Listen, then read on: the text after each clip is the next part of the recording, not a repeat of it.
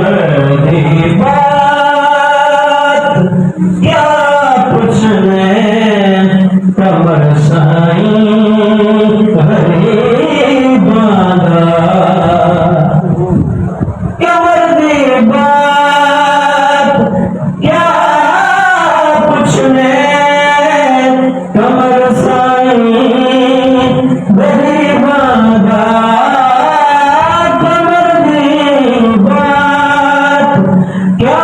پوچھنے کمر سائیں غریب باندھا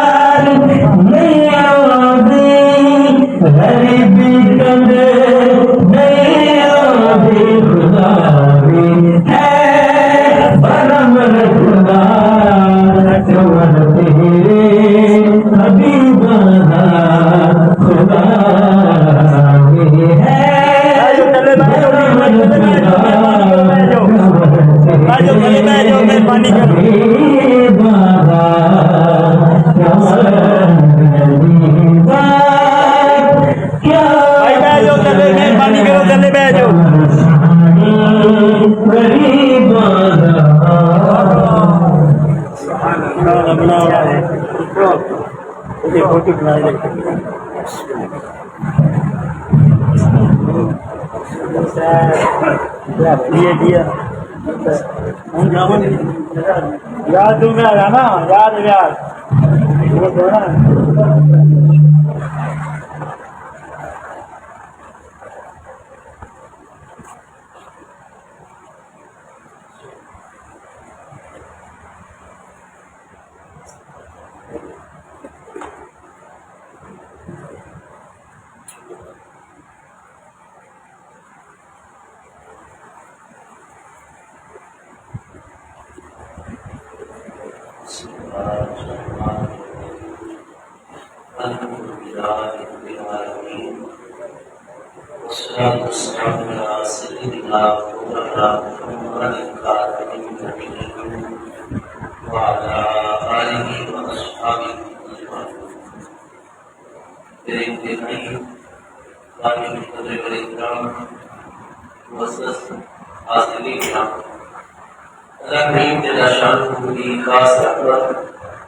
اس کی مہربانی اور کرم سے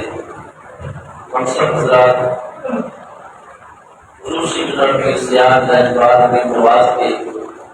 آستانِ تقدس نشان آستانِ اقدس سے تشریف میں نماز جمعہ مبارک کی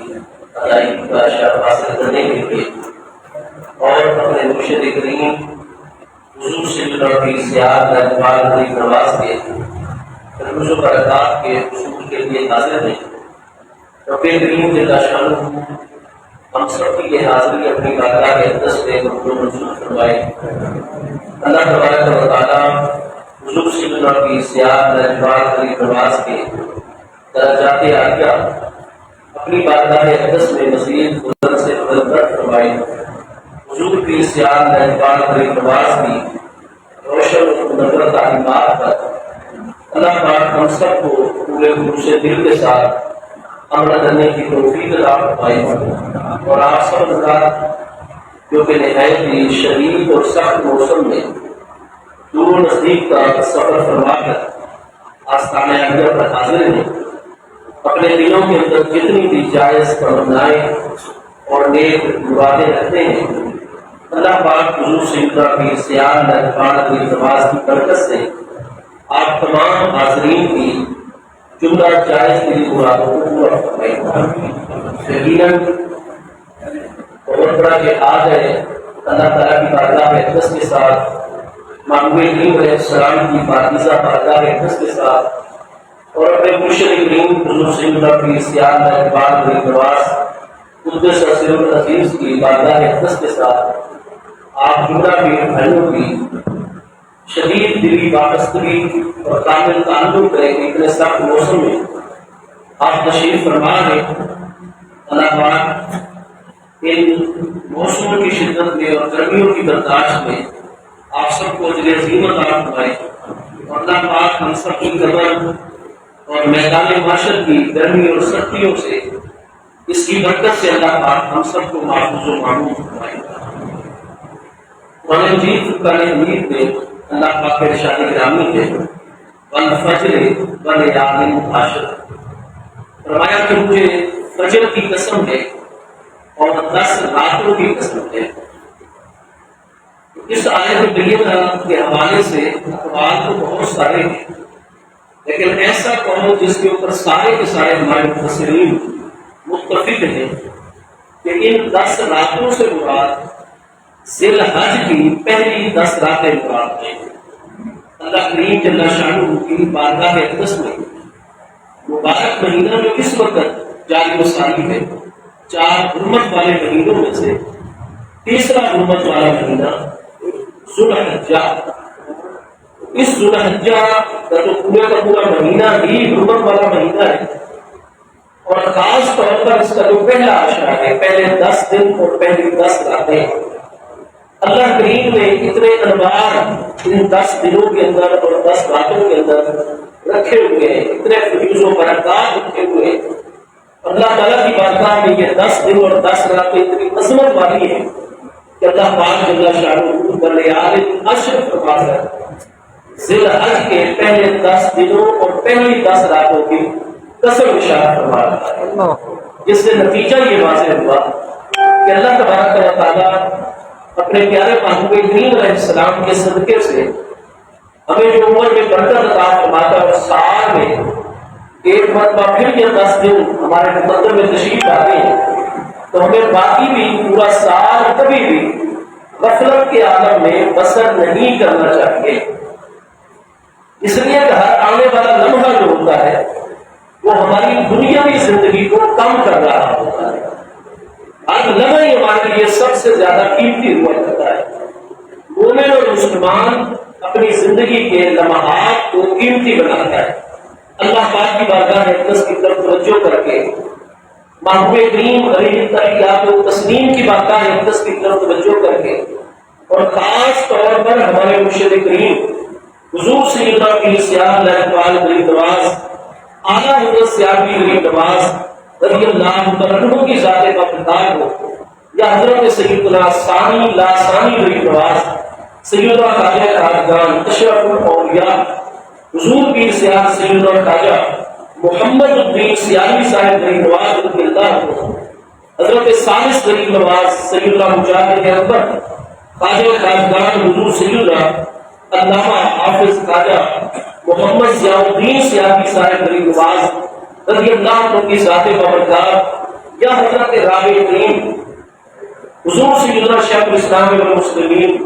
کمر باللہ بن الدین غریب نواز رضی اللہ عنہ کی ذات بابرکات۔ تو ان ہستیوں کے متعلق جتنے بھی مشاہدہ کرنے والے اس دور کے حضرات ہیں،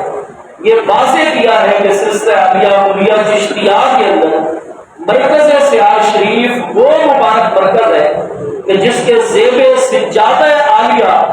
ان کے اوپر غفلت کا عالم طاری نہیں ہوتا، بلکہ ہر وقت وہ اللہ پاک کی بارگاہ میں حاضر باش اور مقام شہود اور مشاہدہ کے اوپر فائز نظر آتے ہیں۔ حضور سیدنا شیخ الاسلام غریب نواز رضی اللہ عنہ آپ چونکہ اوائل عمر مبارک میں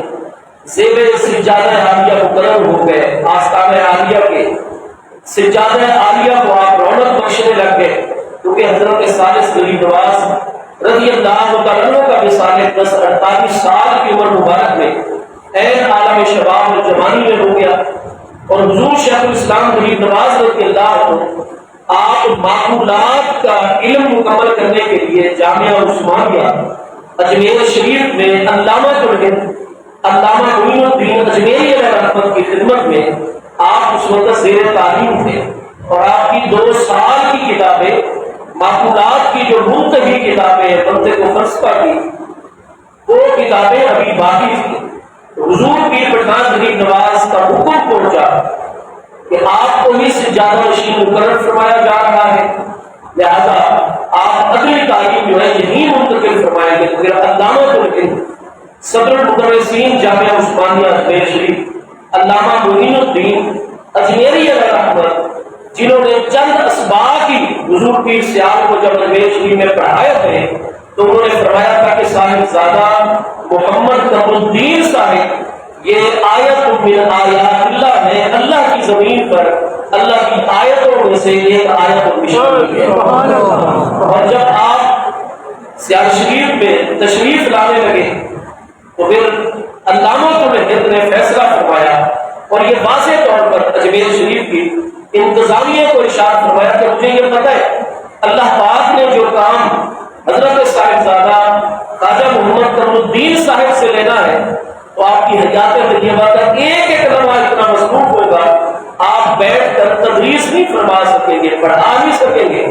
لیکن فرمایا کہ قیامت والے دن جب اللہ پاک مجھ سے سوال فرمائے گا کہ میرے پیارے بندے معین الدین میں نے آپ کو اتنی صلاحیتوں سے نوازا تو مجھے اللہ کی بارگاہ کے لیے کیا آج لے کر آئے ہو، تو میں صاحبزادہ محمد قمر الدین صاحب کو پیش اللہ تعالیٰ کی ہستی کو میں سبق پڑھائے ہیں اور یہ ہستی میں پیش کر رہا ہوں۔ حضور پیر پٹھان غریب نواز کو آپ کی ذات بابرکات کے اوپر فخر،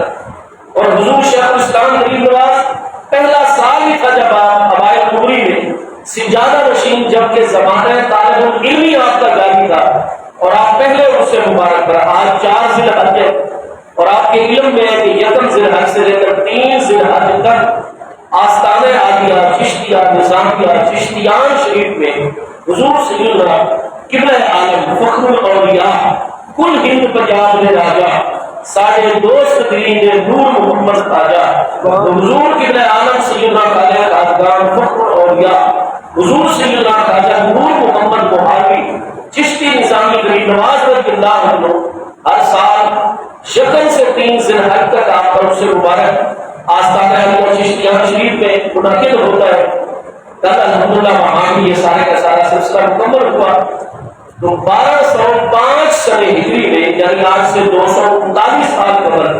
حضور قبلہ عالم غریب نواز رضی اللہ عنہ کا بہار شریف چشتیان شریف میں وصال اقدس ہوا تھا۔ حضور شیخ الاسلام غریب نواز جب اوائل عمر مبارک میں سجادہ نشین سیال شریف مقرر ہونے کے بعد جبکہ ابھی 1 سال کی کتابیں ابھی باقی رہتی تھی اور آپ وہاں اس سے مبارک میں تشریف لے گئے، اس سال بھی شدید گرم موسم تھا اور جتنی حضور شیخ الاسلام غریب نواز نے بچپن میں ہی آجزی و انکساری تھی تو وہاں جا کر آپ نے یہ مطالبہ نہیں فرمایا کہ ہمارے رات کو تہجد سے پہلے گھنٹہ جو آرام کرنا ہے تو ہمارے لیے کوئی چارپائی کا انتظام ہو، یا وہاں جا کر اس طرح تو کوئی نہیں، آپ زمین کے اوپر ہی چادر بچھا کر باقی استراحت ہو گئے۔ اور آپ دیکھیے کہ اس وقت جو آستانہ عالیہ چشتیان شریف کے زیر سجادہ عالیہ ہے حضور قبلہ عالم غریب نواز رضی اللہ عنہ ان کے خواب میں تشریف لائے اور ارشاد فرمایا کہ آپ یہاں پلنگ کے اوپر آرام کر رہے ہیں اور سیال شریف سے میرے محبوب محمد قمر الدین صاحب وہ زمین کے اوپر آرام کر رہے ہیں، یہیں سے بیدار ہوں 8 کلومیٹر کا سفر کریں اور میرے دربار شریف پر جا کر صاحبزادہ محمد قمر الدین صاحب کو یہاں اپنے پاس لا کر آرام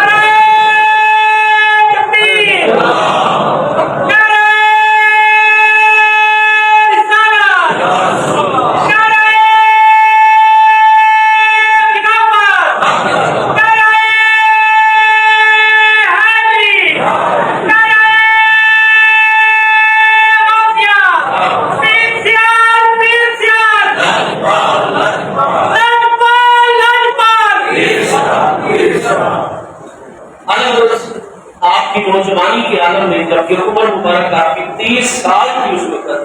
اور حضور شیخ الاسلام غریب نواز کو ایک مرتبہ ابوالکلام آزاد،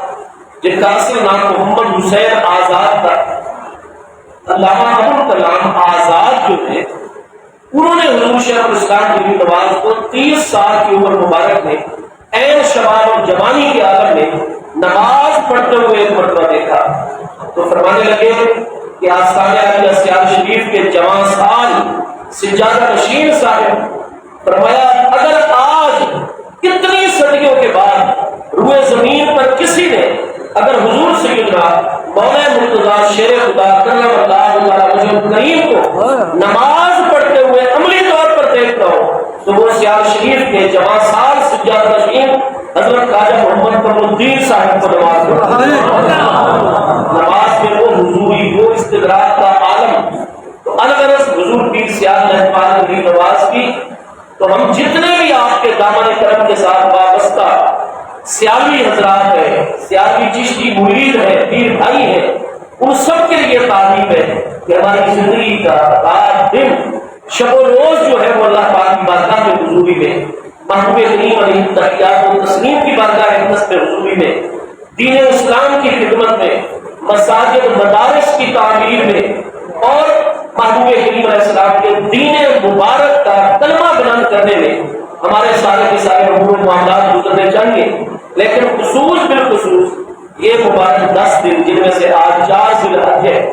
اور باقی 6 دن باقی ہے، 5 دن اور چھٹا دن، تو یہ غفلت میں نہیں گزرنے چاہیے۔ زیادہ سے زیادہ تلاوت کلام پاک، نفلی عبادت، اور حضور کی سیال لہپال غریب نواز کے آستانہ عالیہ سے یہاں کتب خانے موجود ہیں، آستانہ پاک پر اہتمام ہے، تو جو اعلیٰ حضرت غریب نواز رضی اللہ عنہ، اعلیٰ حضرت سیال غریب نواز قدس نصیب العزیز نے اور ابو مظاہر عطا فرمائے، الغرض ان 10 دنوں کو، 10 راتوں کو پوری توجہ کے ساتھ جو ہے وہ بسر کرنا ہے۔ قبلہ عالم غریب نواز رضی اللہ عنہ کے اس سے مبارک کے ساتھ ساتھ ان 10 دنوں کے اندر، کیونکہ محبوب کریم علیہ السلام کا فرمان گرامی بھی ہے سنن نسائی کے اندر، سنن ابی داؤد شریف کے اندر، مسند احمد میں صحیح السند حدیث بارکہ ہے،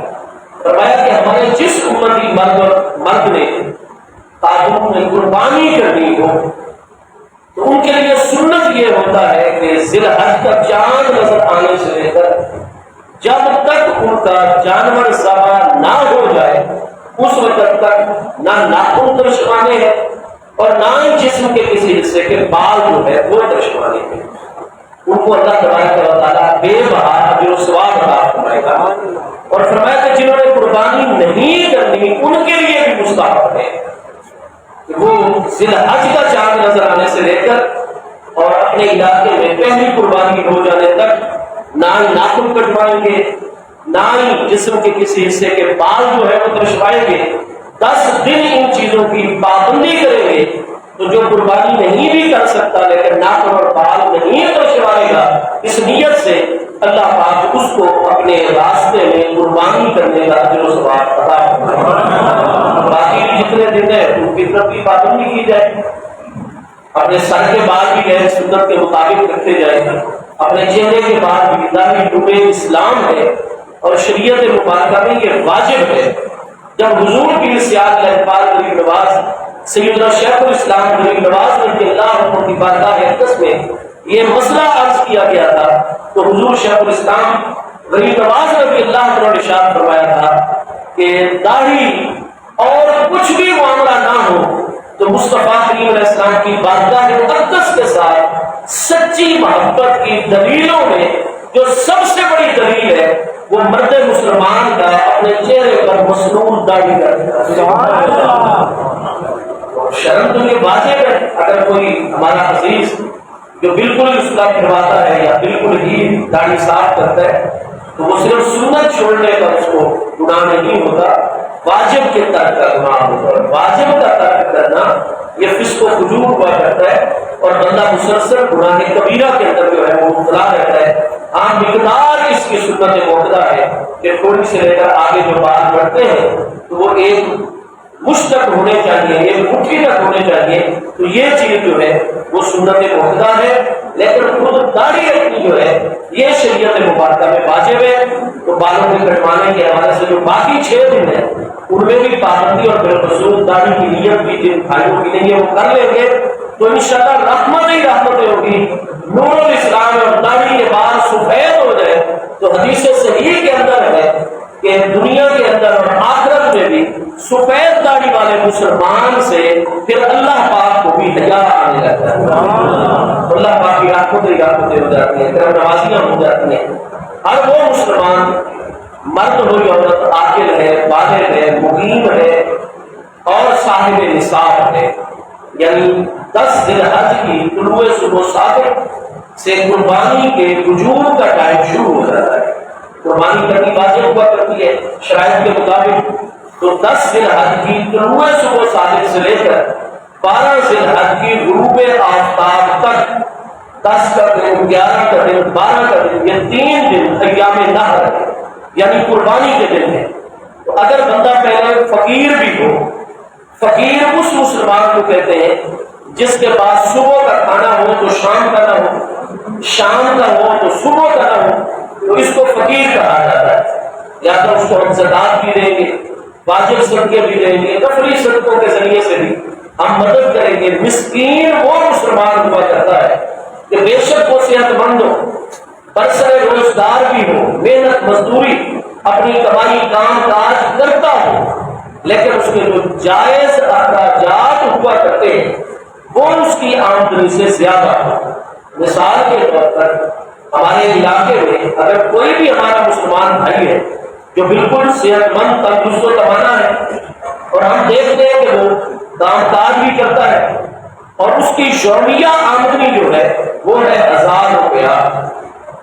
لیکن گھر میں اس کے افراد اتنے ہیں، اس کے زیر کفالت پورے ضعیف والدین ہیں، ان میں سے کوئی بیمار بھی ہے، اس کے علاج معالجہ کا بھی روزانہ دوائی بھی لینی پڑتی ہے، بیوی بچے اتنی تعداد کے اندر بھی ان کے کھانے پینے کا، دیگر ضروریات کا یومیہ بنیادوں پر انتظام کرنا ہوتا ہے اس نے، تو اس کی آمدنی ہے 1000 روپیہ یومیہ، لیکن اس کا جائز خرچہ جس میں وہ کوئی عیاشی نہیں کرتا، کوئی ذرا برابر بھی فضول خرچی نہیں کرتا اور جائز اخراجات یومیہ اس کے 1200 روپئے ہیں، تو ظاہر آمدنی جب اس کی 1000 روپئے ہے، خرچہ اس کا یومیہ 1200 روپیہ ہے، تو وہ ہمارا مسلمان بھائی وہ عزیز 200 روپئے کا یومیہ مصروف کرتا ہے۔ تو ہر وہ مسلمان جس کے جائز اخراجات اس کی آمدنی سے زیادہ ہوں اس کو شریعت مبارکہ میں مسکین کہا جاتا ہے۔ مسکین کو بھی زکات دی جاتی ہے، صدقہ کیا جاتا ہے، زکات آپ ادا کر چکے ہو، پھر اللہ نے آپ کو پیسے دیا، اس کا قرضہ ادا کریں، اس کی مدد کریں، تو الغرض فقراء مساکین کا بار بار قرآن پاک میں جو ہے وہ ذکر آ رہا ہے۔ لیکن 10 ذی الحج کی صبح صادق کے طلوع ہونے سے پہلے اگر ایک بندہ فقیر ہو، مسکین ہو، حاجت مند، ضرورت مند، بے دوا، نادار ہو مالی طور پر، لیکن 10 ذی الحج کی صبح صادق طلوع ہو گئی تو 10 ذی الحج کو 11 کو یا 12 کو غروب آفتاب سے پہلے اگر کسی بھی ذریعے سے آج کل اس کے پاس 1,10,000 روپیہ جو کہ 52 توڑے چاندی کی قیمت بن رہی ہے، چھوٹے نصاب کی قیمت بن رہی ہے،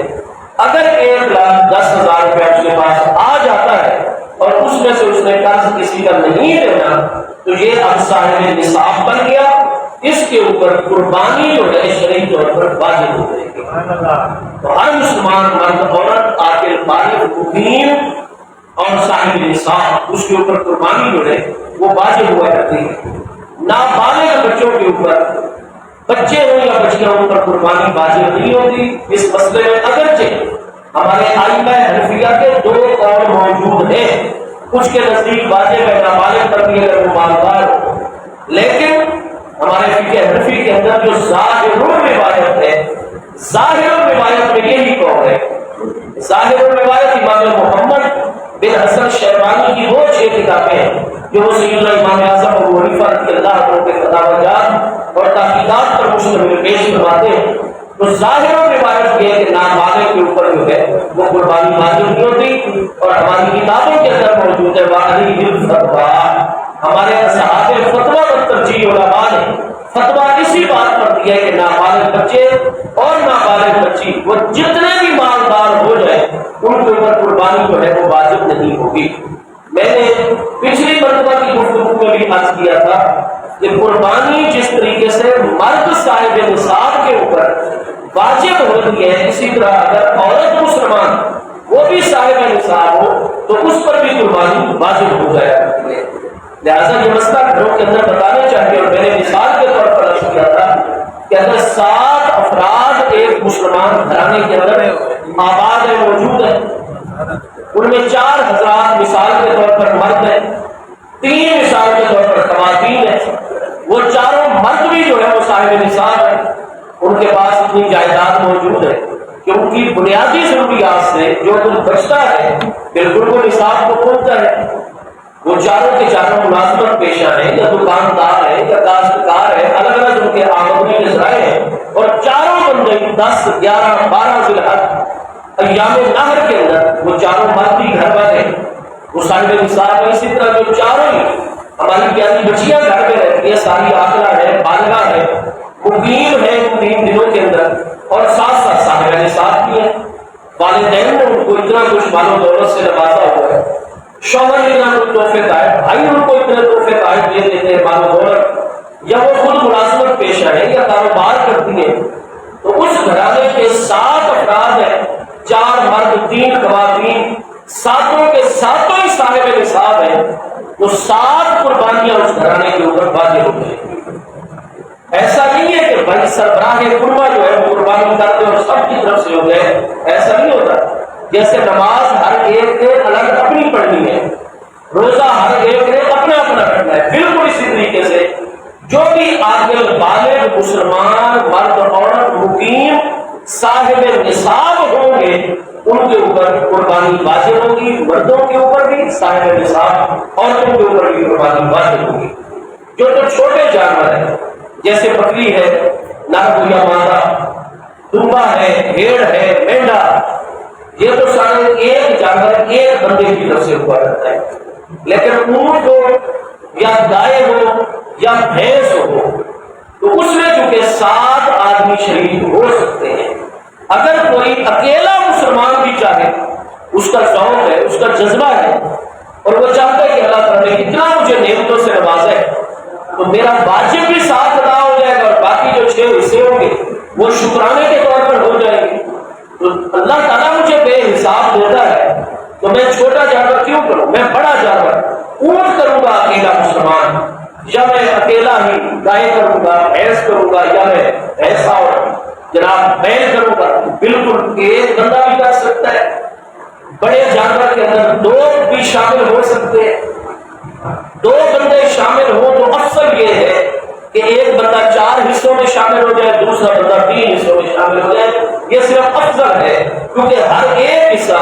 ایک بکرے یا دمبے کے قائم مقام ہوتا ہے تو اس طرح کاٹنا نہیں پڑے گا۔ لیکن اگر 2 بندے 3.5 حصے اس کے ہو جائے، 3.5 اس کے ہو جائے، تو یہ بھی شریعت مبارکہ میں بالکل جائز ہے۔ اگرچہ افضل یہ ہے کہ کوئی حصہ کاٹنا نہ پڑے، ایک 4 حصوں کی قیمت دے دے، دوسرا 3 حصوں کی، اسی طرح 3 بندے بھی شامل ہو سکتے ہیں، بڑے جانور کے اندر، اونٹ کے اندر، اونٹنی کے اندر، گائے بھینس کے اندر، بیل اور بھینسے کے اندر، کٹے کے اندر 3 بندے بھی شامل ہو سکتے ہیں۔ افضل یہ ہوگا کہ کوئی حصہ نہ کاٹنا پڑے، 2 بندے اس میں جناب 3 حصے کر لیں، ایک بندہ ایک حصہ کر لے، 7 حصے کر لیں، یا 3 میں سے 2 بندے 2 حصہ کر لیں، تیسرا بھی 2 حصے کر لے اور ایک ساتھ 3، تو 2 بندے 2 حصہ کر لے اور تیسرا بندہ 3 حصے کر لے، اس طرح 4 اور 3 7 ہو جائے گے، کاٹنا یہ افضل ہوتا ہے۔ ورنہ اگر 3 بندے 3 حصے کر لیں بالکل قربانی جائز ہے، 3 کسی طرح 4 بندے شامل ہو سکتے ہیں، 5 بندے شامل ہو سکتے ہیں۔ مجھے آج ہی بتایا گیا کہ ہمارے آستانہ عالیہ سیال شریف کے قریبی کسی بستی میں ہمارے کسی فاضل ساتھی نے یہ مسئلہ بیان کیا کہ نہیں، 7 بندے شامل ہو کر بڑے جانور کی قربانی کریں، اگر 6 مل کر کریں گے یا 5 مل کر کریں گے تو قربانی نہیں ہوگی۔ تو نہیں، ایسا نہیں ہے۔ ہمارے اس امام صاحب ساتھی کو کوئی مبالغہ لگ گیا ہے، وہ بہار شریعت 2 جلد صفحہ دوسری جلد میں 15ویں حصے کے اندر قربانی کے احکام موجود ہیں،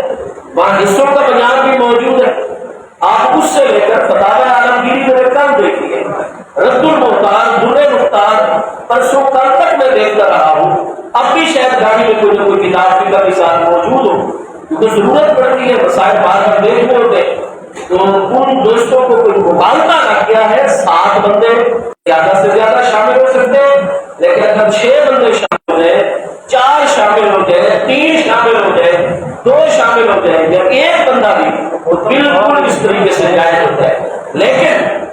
جب بڑے جانور کے اندر 1 سے زیادہ بندے شامل ہوتے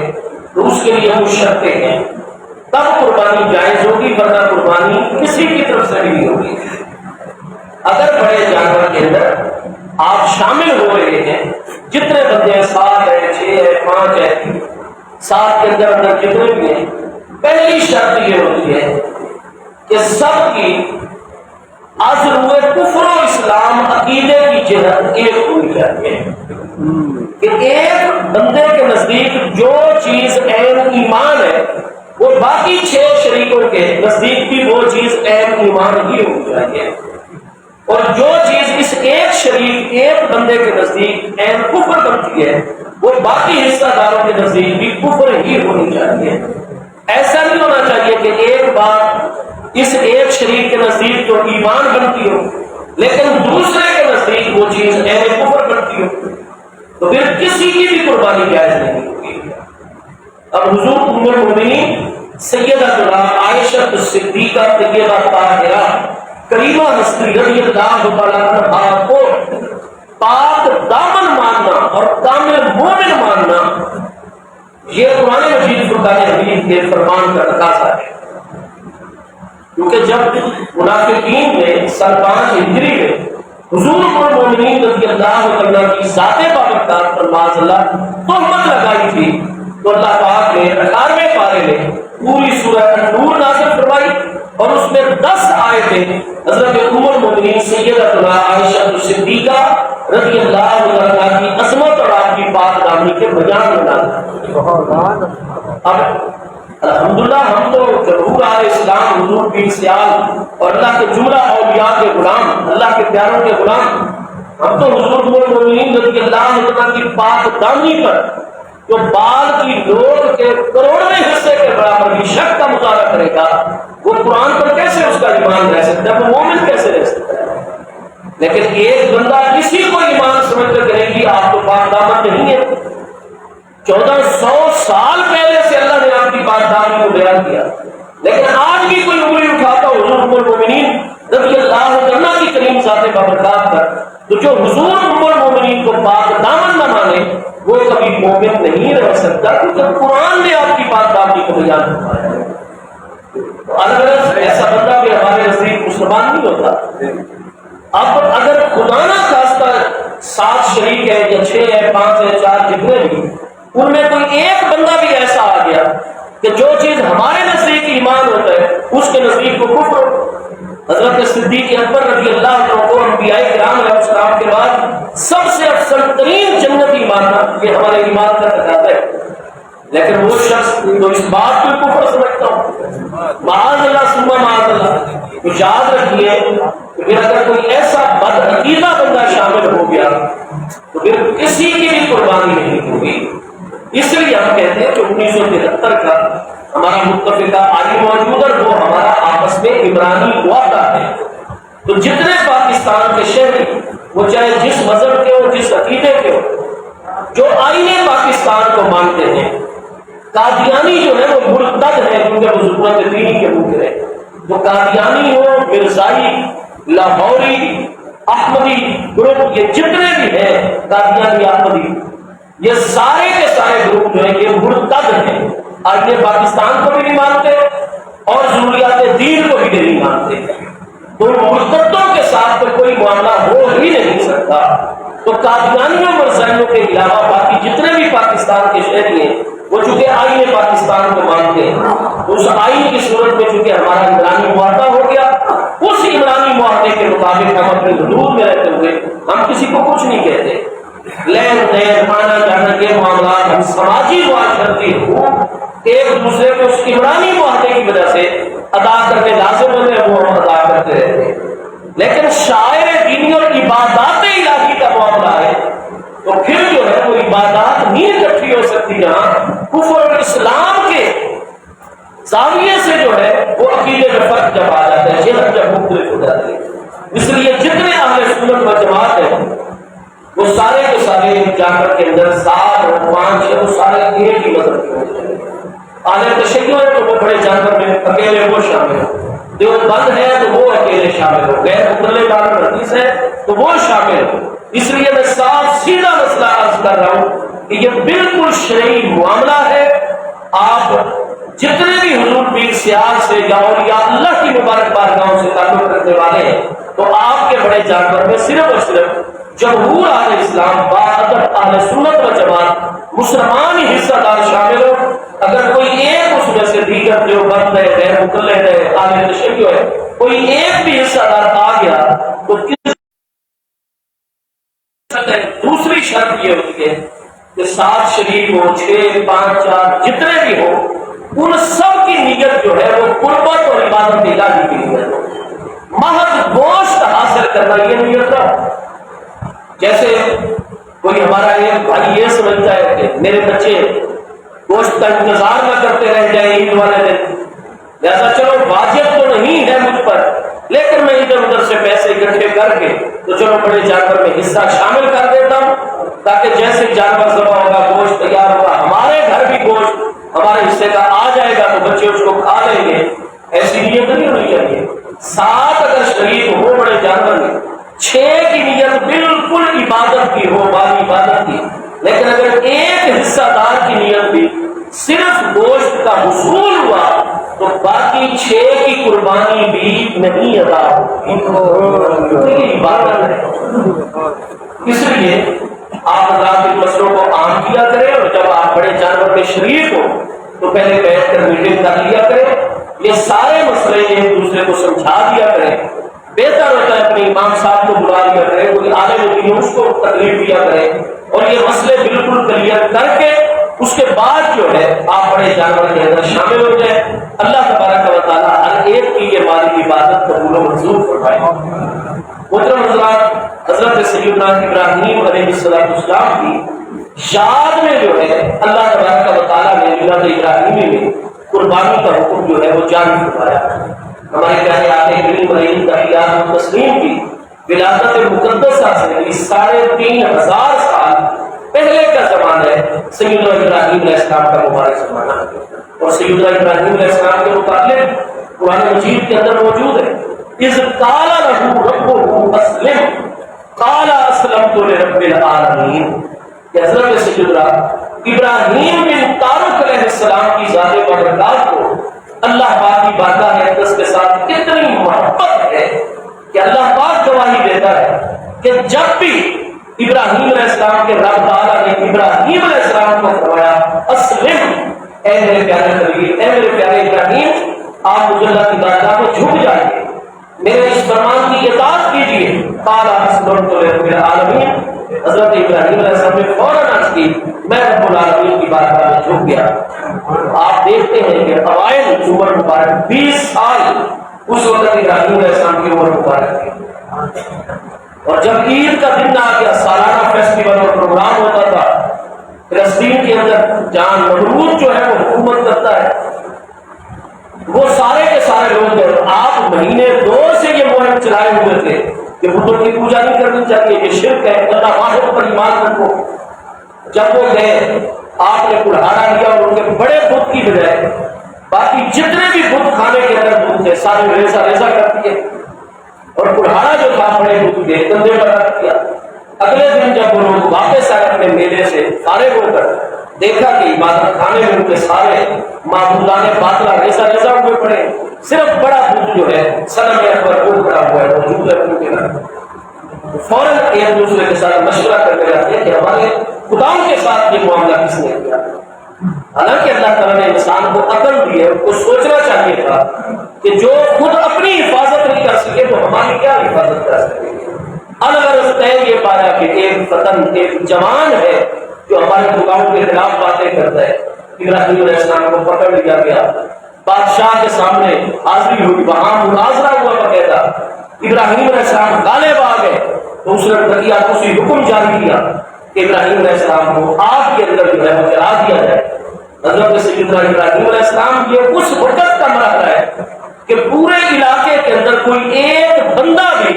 حضرت ابراہیم علیہ السلام کے حق میں بات کرنے والا موجود نہیں تھا۔ ریاست ہوتی ہے نا جو اپنے شہریوں کے بنیادی حقوق کا تحفظ کرتی ہے، ریاست تو خود آپ کی دشمن، کیونکہ وہ خدائی کا دعویٰ کرتا تھا اور ابراہیم علیہ السلام نے اس کو چیلنج کر دیا تھا۔ بوڑھی عورتیں جو مرنے کے قریب چارپائیوں پر پڑی تھی فالج جگہ، وہ بھی ابراہیم علیہ السلام کے خلاف باتیں کر رہی تھی، سارا ماحول خلاف۔ حضرت ابراہیم علیہ السلام کے بارے میں فیصلہ ہو گیا، منجنیق میں بٹھا دیا گیا۔ ابراہیم علیہ السلام نے فرمایا اللہ واحد، تم اللہ کی عبادت کرو، وہ خدا برحق ہے۔ حضرت جبریل علیہ السلام حاضر ہوئے اور عرض کی حضور اما لاتا الیہ، اگر کوئی بھی آپ کی حاجت ہو میں رب تعالیٰ کی بارگاہ میں پیش کرنے کے لیے تیار ہوں۔ آپ نے فرمایا اما الیہ کا فلاح، پیارے جبریل جتنا آپ کا رب تعالیٰ سے رابطہ ہے میں اللہ کا خلیل ہوں، میرا رب عالم و بے حالی اغنا عن سوالی، وہ آپ سے اور میرے مقابلے میں بھی میری حالت سے میرا محبوب برکت زیادہ واقف ہے، مجھے اس کی بارگاہ میں عرض کرنے کی ضرورت اس وقت نہیں ہے۔ تو مجنیق میں بٹھا دیے گئے، آگ کی طرف چلا دیا گیا مجنیق کو، لیکن ابراہیم علیہ السلام کے دل مبارک میں صرف اور صرف محبت الہی اور رضا الہی ہے۔ چھوٹے بچے ہیں، بچپن میں شیخار بچے، سیدنا اسماعیل علیہ السلام کی پیاری ذات برکات،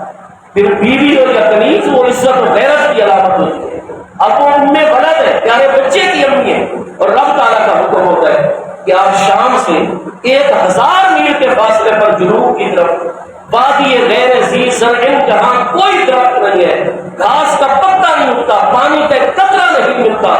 انسان کا وجود نہیں ہے ابھی تک وہاں، اس وادی کے اندر جو ہے میرے عزت والے گھر کے قریب آپ حضرت ہاجرہ کو بھی حضرت اسماعیل علیہ السلام کو چھوڑ کر اسماعیل علیہ السلام تو ملے ہی آپ کو عالم پیری اور بزرگی میں۔ قرآن پاک میں ابراہیم علیہ السلام کی دعا ہے الحمدللہ الذی وہبنی علی الکبر اسماعیل و اسحاق، علی الکبر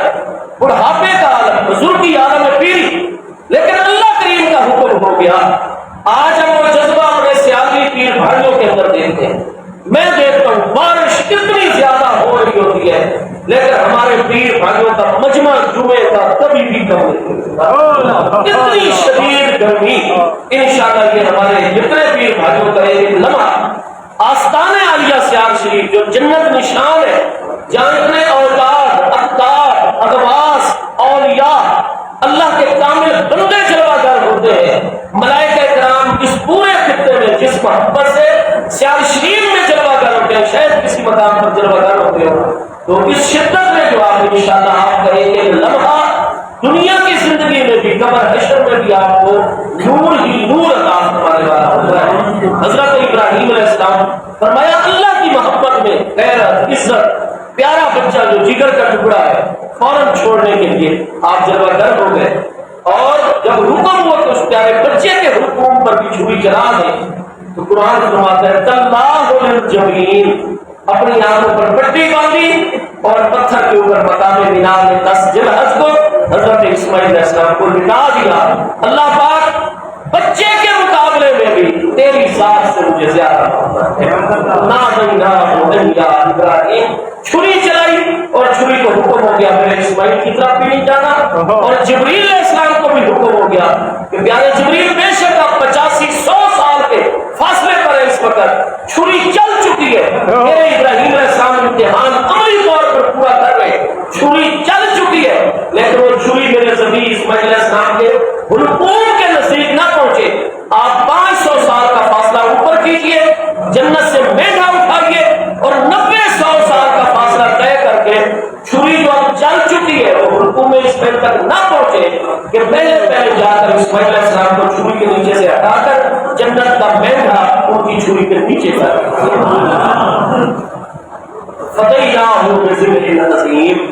اللہ تبارک و تعالیٰ نے جنت کا مینڈا دے کر حضرت اسماعیل علیہ السلام کو بچا دیا، جو اپنی جان، اپنا مال، اپنی اولاد سب کچھ اللہ کی رضا کے لیے خرچ کرتے ہیں، اللہ پاک نہ دنیا میں کمی آنے دیتا ہے نہ آخرت میں کمی آنے دیتا ہے۔ اللہ پاک کو یہ عمل اتنا محبوب ہے،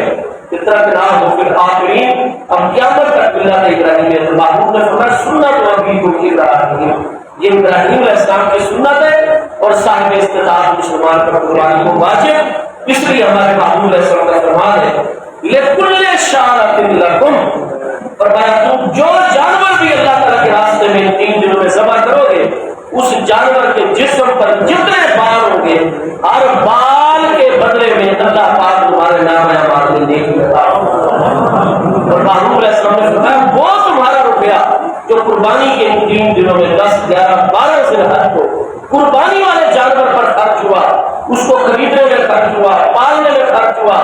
اس کے پانی پر خرچ ہوا، اس کے چارے اور گھاس پر خرچ ہوا، اس کے قلعہ تیار کرنے پر، باندھنے پر، اس کے گلے میں رسی ڈالنے پر جو پیسہ خرچ ہوا، رات کو اس کی حفاظت کے لیے جو آپ نے بلب روشن کیا اس کا آپ نے بل دے رہے کہ روشنی گئے تو چور چوری نہ کر گئے۔ محبوب علیہ السلام فرماتے ہیں ہر وہ روپیہ جو 3 دنوں میں قربانی کے جانور کے متعلق خرچ ہوا، اللہ کی بارگاہ میں اس روپے سے زیادہ کوئی روپیہ زیادہ پیارا نہیں۔ اللہ تبارک و تعالیٰ ہمیں دین متین کے مقدس احکامات پر ہمیشہ عمل کرنے کی توفیق عطا فرماتا رہے۔ یہ نماز عید سے پہلے گاؤں اور شہر والے قربانی کی اجازت ہے یا نہیں؟ شہر والے نماز عید کی ادائیگی سے پہلے قربانی نہیں کر سکتے۔ مسلم شریف میں محبوب علیہ السلام کا فرمان ہے شہر کے اندر جو امتی ہے اگر نماز عید سے پہلے جانور ذبح کریں گے فرمایا اسے وہ گوشت ہے جو تم نے اپنے اور اپنے بچوں اور انسانوں کے لیے حاصل کیا پہلے نماز عید۔ لیکن جہاں نماز عید کے وجوب کی شرائط نہیں پائی جاتی، دیہات ہوتے ہیں، قصبے ہوتے ہیں اور وہاں شرائط موجود نہیں ہوتی، تو وہاں آپ طلوع صبح صادق کے بعد بھی قربان کر سکتے ہیں، لیکن سورج نکلنے کے بعد گاؤں دیہاتوں میں کریں گے تو زیادہ ثواب ہوگا۔ تو سورج نکلنے کے بعد آپ گاؤں دیہاتوں میں قربانی کر سکتے ہیں، لیکن شہروں کے اندر جب تک نماز عید پہلی جگہ ادا نہ ہو جائے اس وقت تک قربانی نہیں ہو سکتی۔ اللہ پاک ہم سب کی حاضری کو قبول فرمائے۔ آپ سب اللہ